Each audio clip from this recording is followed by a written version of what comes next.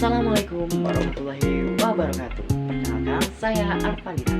Di sini saya bertugas sebagai moderator dari kelompok 3 sekaligus pemateri.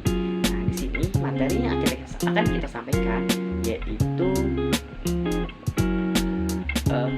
landasan pada pendidikan inklusif, dilema pada pendidikan inklusif, dan juga isu atau permasalahan pada pendidikan inklusif. Tentunya di sini saya tidak sendirian, saya bersama rekan-rekan saya yaitu ada Adelia, Desa Maharani, dan juga yang terakhir Aprilia. Nah, langsung saja kita langsung ke pembahasan materi pertama. Kepada pemateri pertama dipersilakan. Landasan pendidikan inklusi. 4 landasan pendidikan inklusi. Penerapan pendidikan inklusi memiliki beberapa landasan sebagai asas dalam pelaksanaannya. Adapun landasan tersebut yaitu landasan filosofis, yuridis, pedagogis, dan empiris. Yang pertama, landasan filosofis. Pada penerapan pendidikan inklusi di Indonesia adalah Pancasila yang merupakan 5 pilar sekaligus cita-cita yang didirikan atas fondasi yang lebih berdasar lagi, yang disebut Bhinneka Tunggal Ika. Secara filosofis, penyelenggaraan pendidikan inklusif dapat dijelaskan sebagai berikut. A. Bhinneka Tunggal Ika. Bangsa Indonesia adalah bangsa yang berbudaya dengan lambang negara burung garuda yang berarti Bhinneka Tunggal Ika, keragaman dalam etnik, dialek, adat istiadat, keyakinan, tradisi, dan budaya merupakan kekayaan bangsa yang tetap menjunjung tinggi persatuan dalam kesatuan dalam negara Kesatuan Republik Indonesia. B.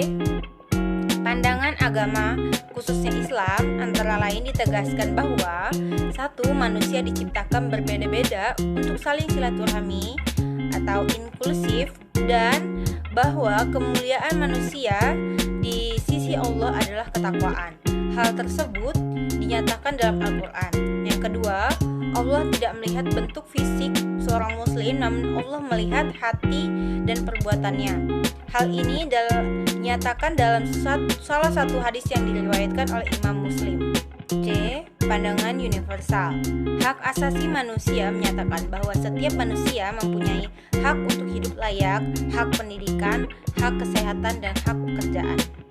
Selanjutnya, landasan yuris.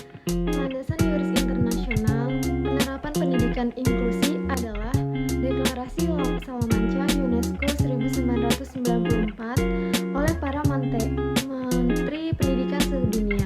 Deklarasi ini adalah penegasan kembali atas deklarasi lanjutan yang berujung pada Peraturan Standar PBB tahun 1993 tentang kesempatan yang sama bagi individu penyandang cacat memperoleh pendidikan sebagai bagian integral dari sistem pendidikan yang ada.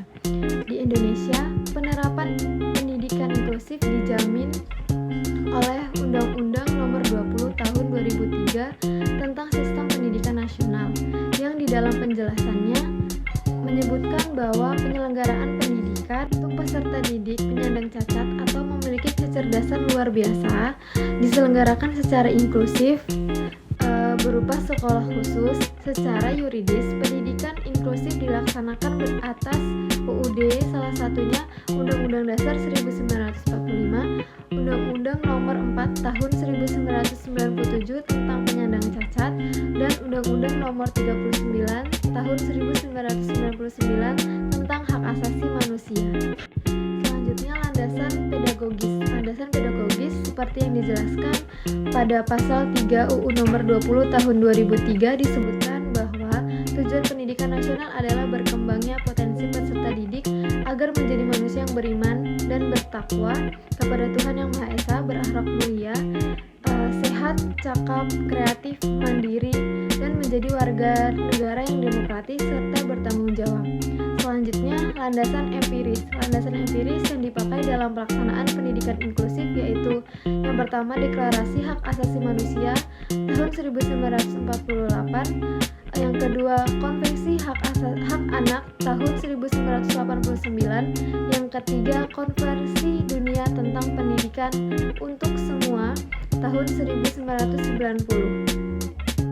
Baik, materi selanjutnya yaitu mengenai dilema yang terjadi pada pendidikan inklusif. Yang pertama yaitu kurangnya pengetahuan guru tentang anak yang berkebutuhan khusus. Yang kedua yaitu minimnya keterampilan guru dalam menangani anak berkebutuhan khusus, dan sikap guru terhadap anak berkebutuhan khusus dilihat masih memandang sebelah mata menurut Juwono dan Kumara tahun 2011. Yang ketiga yaitu standar kelulusan yang mengharuskan anak untuk mengikuti ujian nasional untuk syarat kelulusan, sedangkan sekolah inklusi banyak anak yang mengalami kelainan-kelainan seperti tunanetra. Yang keempat yaitu kurangnya kesadaran bahwa anak yang memiliki kelainan atau anak berkebutuhan khusus itu harus lebih diperhatikan dibanding anak pada umumnya. Isu atau permasalahan pada pendidikan inklusi, pemahaman inklusi dan implementasinya. Di sini isu yang terjadi, pendidikan inklusif bagi anak disabilitas belum dipahami sebagai upaya peningkatan kualitas layanan pendidikan, melainkan masih dipahami sebagai upaya memasukkan disable children ke sekolah reguler dalam rangka give education right dan kemudian access education and discrimination. Dalam implementasinya, guru belum bisa bersikap proaktif dan ramah terhadap semua anak. Yang kedua itu isu yang terjadi pada kebijakan sekolah, yaitu belum adanya koordinasi bersama tenaga profesional, organisasi atau institusi terkait. Yang selanjutnya, ini ada pendidikan inklusi, guru kelas tidak memiliki tanggung jawab terhadap kemajuan belajar anak spesial, serta keharusan orang tua anak berkebutuhan khusus dalam penyediaan guru khusus. Isu yang selanjutnya itu proses pembelajaran belum dilaksanakan dengan menggunakan sistem team teaching. Sistem pengajarannya belum memberikan jaminan keberhasilan bagi anak berkebutuhan khusus dalam menangkap materi yang diajarkan. Yang selanjutnya, kondisi guru. Nah, di sini isu yang terjadi pada kondisi guru, guru kelas masih dipandang non-sensitive leader, sehingga bisa pelaksanaan pendidikan inklusif. Yang terakhir ini ada support system. Support system di sini sistem pendukung dalam pelaksanaan pendidikan inklusif belum memadai.